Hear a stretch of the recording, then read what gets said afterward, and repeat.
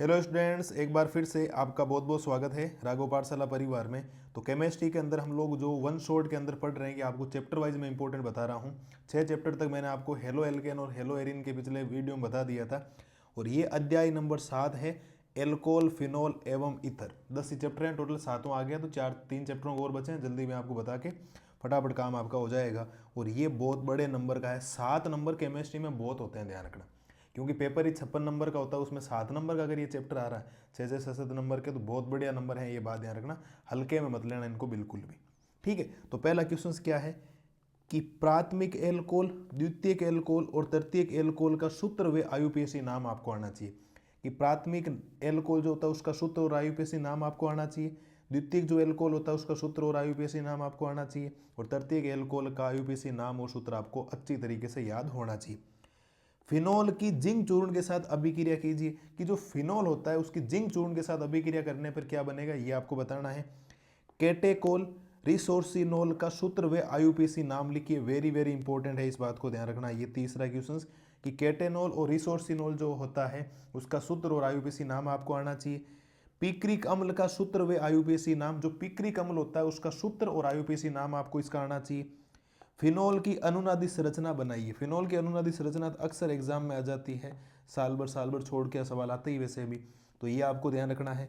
Phenol की अपेक्षा phenoxide अधिक स्थायी होता है, क्यों? फिनोल की अपेक्षा फिनोक्साइड अधिक स्थायी होता है, क्यों? रीजन आपको बताना है। फिनोल से कैसे प्राप्त करेंगे? फिनोल से कैसे प्राप्त करेंगे? एनिसोल और क्रिसोल। कि फिनोल से किसकी अभिक्रिया करवाने पर एनिसोल बनेगा और फिनोल की किससे अभिक्रिया करवाने पर क्रिसोल बनेगा, ये आपको आना चाहिए। राइमर टीमान अभिक्रिया लिखो। वेरी वेरी इंपॉर्टेंट, राइमर टीमान अभिक्रिया वेरी वेरी इंपॉर्टेंट, इस बात को ध्यान रखना, ये आपको आना चाहिए।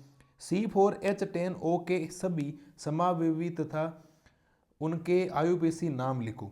फिनोल की अम्लीय प्रकृति दर्शाने वाली अभिक्रियाएं लिखो। फिनोल की अम्लीय प्रकृति दर्शाने वाली कौन कौन सी अभिक्रियाएं उनको आपको लिखना है। ठीक है, परिशुद्ध व विकत्र एल्कोहल की परिभाषा लिखिए। कि परिशुद्ध और विकत्र जो एल्कोहल होता है उसकी परिभाषा आपको लिखनी है। क्यूमीन क्या है, इसका आयुपेशी नाम लिखिए। कि क्यूमीन क्या होता है, इसका आयुपेशी नाम आपको आना चाहिए। विलियमसन्स इतर संश्लेषण अभिक्रिया लिखो। वेरी वेरी इंपॉर्टेंट है कि विलियमसन इतर संश्लेषण अभिक्रिया क्या होती है, ये आपको ध्यान रखना है।